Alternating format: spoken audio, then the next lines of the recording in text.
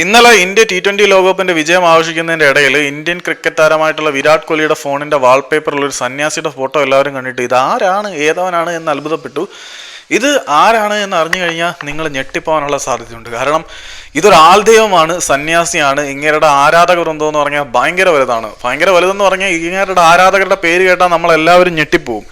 ഉദാഹരണം പറയാനാണെങ്കിൽ ആപ്പിളിന്റെ മേധാവിയായിട്ടുള്ള, ആപ്പിളിന്റെ സ്ഥാപകൻ കൂടിയായിട്ടുള്ള സ്റ്റീവ് ജോബ്സ്, ഗൂഗിളിന്റെ സ്ഥാപകനായിട്ടുള്ള ലാരി പേജ് തുടങ്ങിയ വിദേശ പ്രമുഖരുടെ ഒരു നിര തന്നെയുണ്ട് ഇയാളുടെ ആരാധക വൃന്ദത്തിൽ.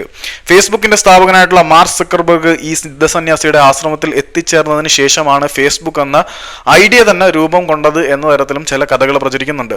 ബാബ നീം കരോളി സാക്ഷാൽ ഹനുമാന്റെ സ്വരൂപമാണെന്ന് വിശ്വസിക്കുന്ന ആളുകൾ നിരവധിയാണ്. ഒരു ഹനുമാൻ ഭക്തനായിരുന്ന അദ്ദേഹം കുറെ അധികം ഹനുമാൻ ക്ഷേത്രങ്ങളും അദ്ദേഹം സ്ഥാപിച്ചിട്ടുണ്ട്.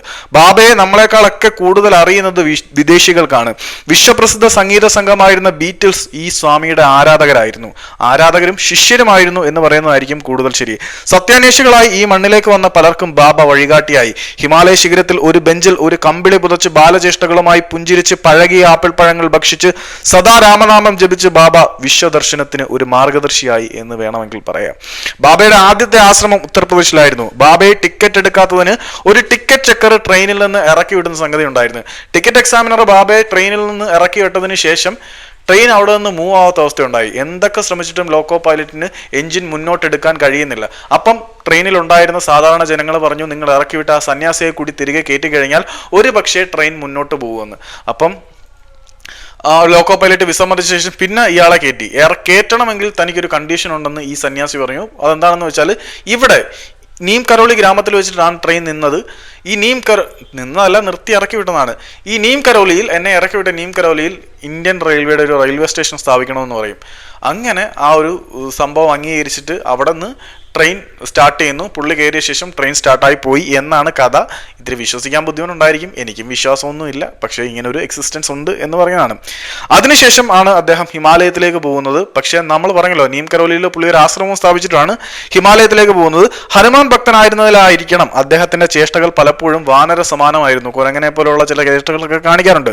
ബീറ്റിൽസിന് പുറമെ ഒരുപാട് വിദേശികൾ അദ്ദേഹത്തിനെ കാണാൻ വന്നു. അദ്ദേഹത്തിന്റെ ജീവിതം വളരെ ലളിതമായിരുന്നു. രാമ എന്ന് മാത്രമേ അദ്ദേഹം ഉപദേശിച്ചിരുന്നുള്ളൂ.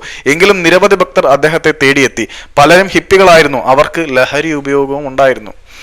1900 ജനിച്ച ബാബ 1973 മഹാസമാധി സ്വീകരിച്ചു എന്ന് പറയപ്പെടുന്നുണ്ട്. സമാധിക്ക് ശേഷവും ഏത് പ്രതികൂല സാഹചര്യങ്ങളിലും തന്റെ ഭക്തരുടെ രക്ഷയ്ക്ക് ബാബ അവതരിക്കും എന്ന തരത്തിലും അയാളുടെ ആരാധകർ വിശ്വസിക്കുന്നുണ്ട്.